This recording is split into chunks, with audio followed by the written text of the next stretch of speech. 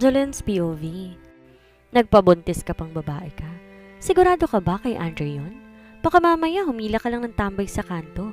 Nagpagamit pagkatapos mabuntis, pinaako kay Andre? Hindi totoo yan. At wag niyong madamay-damay ditong anak ko. Di ko mapigilang sigaw at samaan siya ng tingin. Pilit ako nagtitimping wag tong maingot-ngot sa lababo matapos itulak ang noo ko gamit ang kamay niya. Hindi ka marunong magpaubaya para sa ate mo? Bakit? Ginto ba yung perlas mo at di ka makabitaw-bitaw sa bilyonaryo? Nagtagis ang ngipin ko. Alam ko sa sariling hindi ako bayaran. Kailanman di ko ginustong sitwasyon ko at di ko deserve mahusgahan ng ganito. Ano bang pinaghihimutok nyo? Ano bang magagawa ko kung kulang sarot yung anak ninyo at di maakit si Andre? Kung ayaw nyo sa tao, wag na to kayo mag-let go.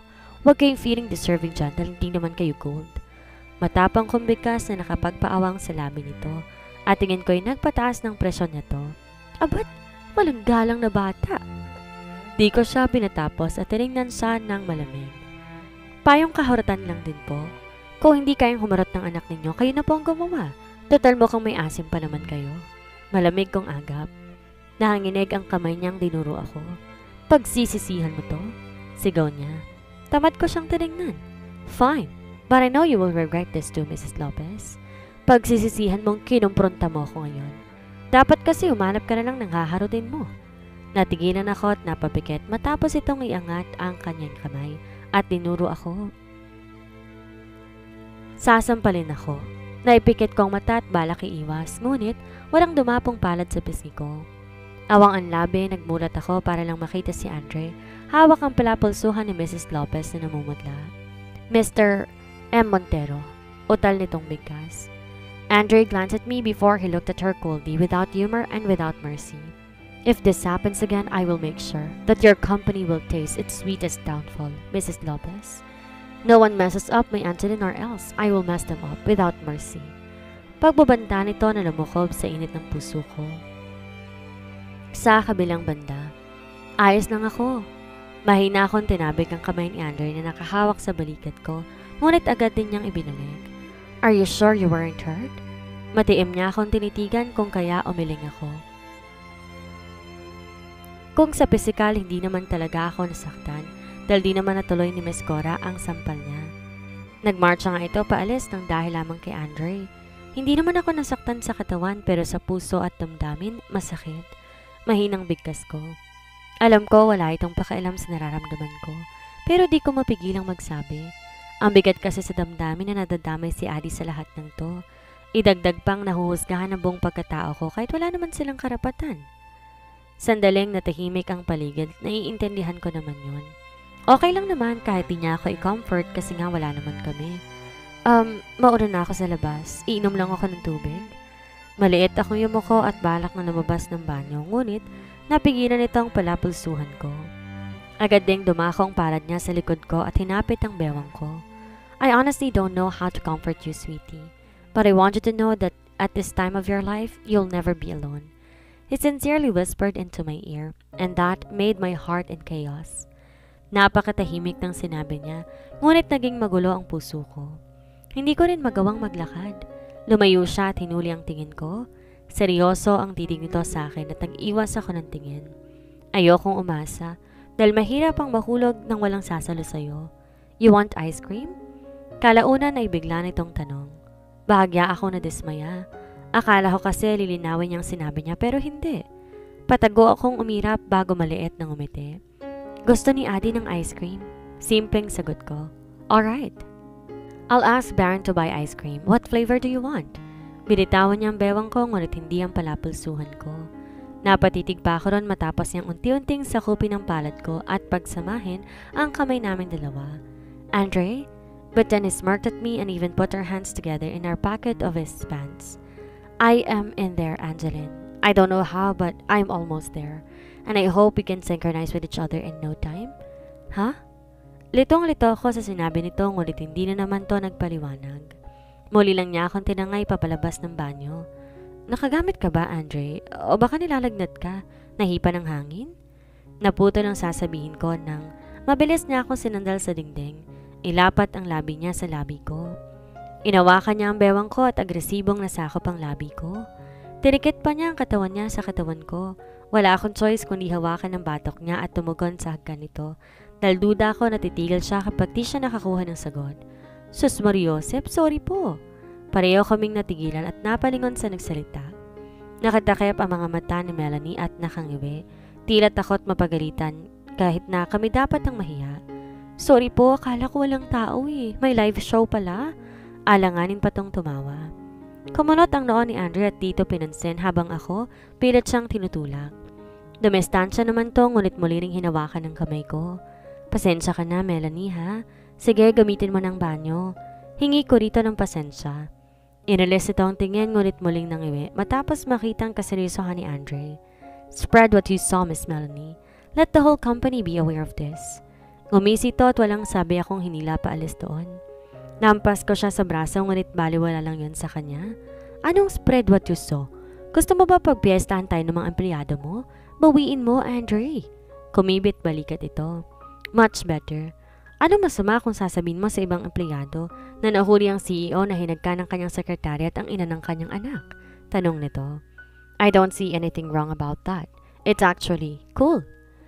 Pilit itong tinago ang masamang ngiti ngunit maliit ko siyang kinurot sa tagiliran. Umayos ka, Andre. Don't be bothered. I will take the blame. Kumindat pa ang peste. Bakit ko nga pa siya papagalitan? Pero pagbukas na ng pinto ay na-freeze ang labi ko matapos mabungaran ang matandang Montero. Zebby visited you here, but you are nowhere to be found. Malamig na bungad nito. Kumabog ang puso ko sa kaba matapos itong sundan ng tingin ang magkahugpong naming kamay.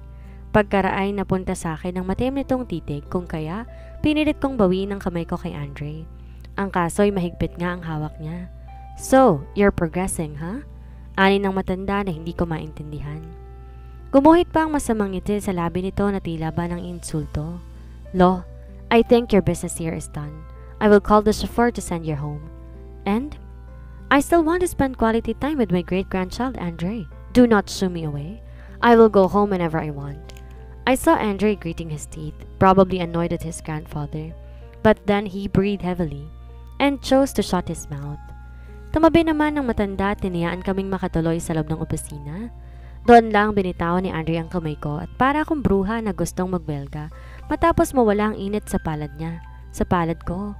Kasi naman, maganda pala sa pakiramdam ang may ka-holding hands. Mama, Lola is so cool. He gave me this big car.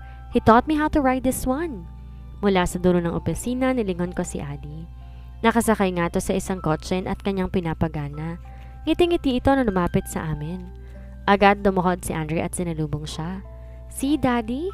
This one is a lifesaver. I don't need to run just so I can reach you. Pagmamayabang nito. Bago niyakap ang manibela. Tumawa si Andre bago ginulo ang buhok ng anak. What did you say to your lolo? I said thank you and asked for a truck like this. Adi, be thankful but do not ask for anything. Mahinang sermon ko. Ngumuso ito at nilingon ang ama. Nang kumiling ang mukha ni Andre, tumungo si Adi. Alright mama, I'm sorry.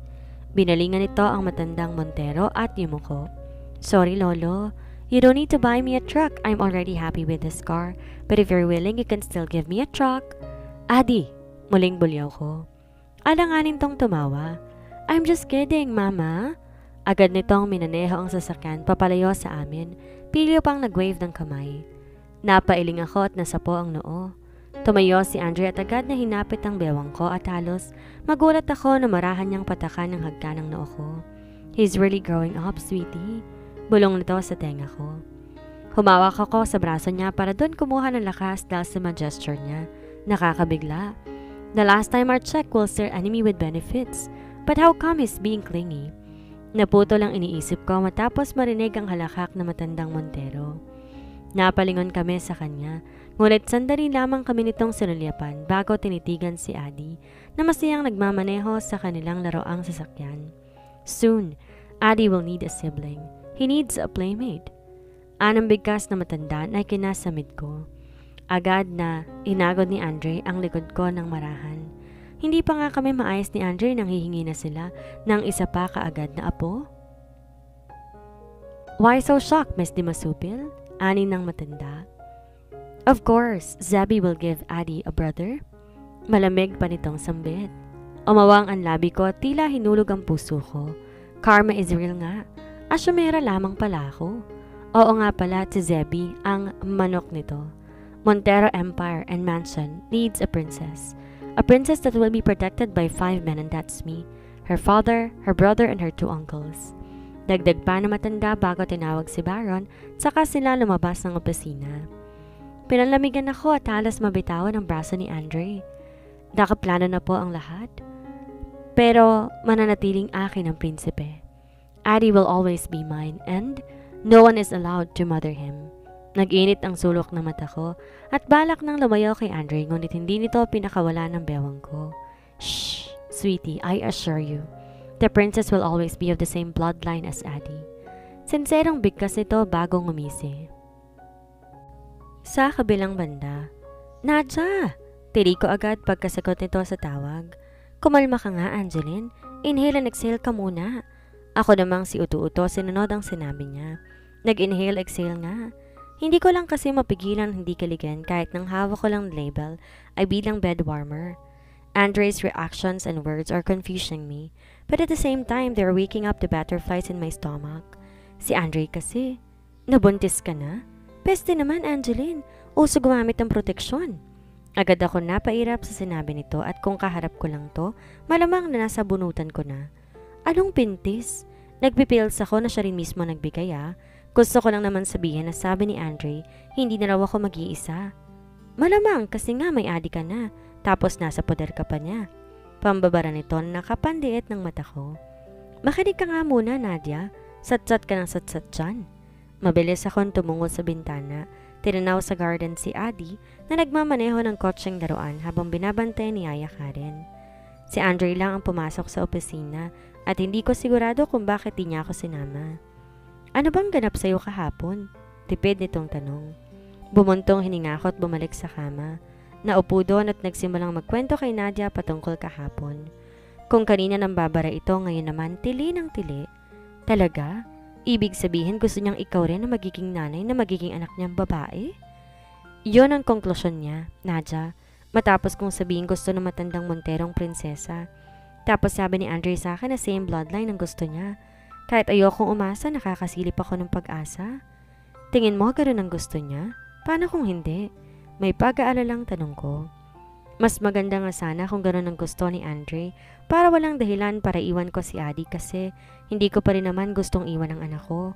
Ano pa ba? Mahirap ka naman pero matalino ka naman, Angeline. Read between the lines. Huwag mong hayaan hanggang kama lang kayo, no? Na hanggang init ng kayo ng katawan. Kung nakasisilip ka ng pagkakataon, grab mo na, girl.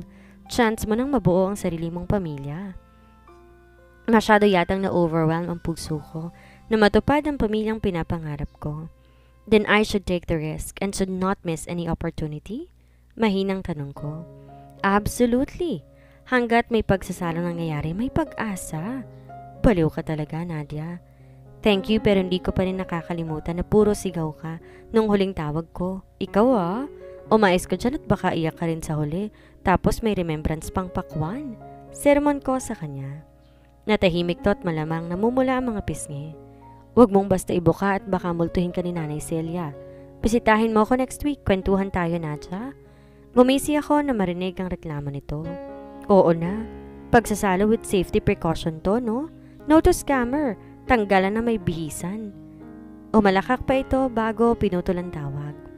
Napangiti ako kahit balahura ang bibig nito. Ang tagal na nung nakausap ko siya at nakakagaan talaga sa pakiramdam pag may nakikinig sa'yo. Muli akong tumayo at sinilip sa labas si Addie. Bala ko rin kasing magluto para kay Andre. Aba malay mo naman at makuha sa paluto-luto. Sabi nga, a way to a man's heart is through his stomach. Kaya lang nangunot ang noo ko matapos makitang mag-isa na lang si Addie at wala na si Yaya Karen doon.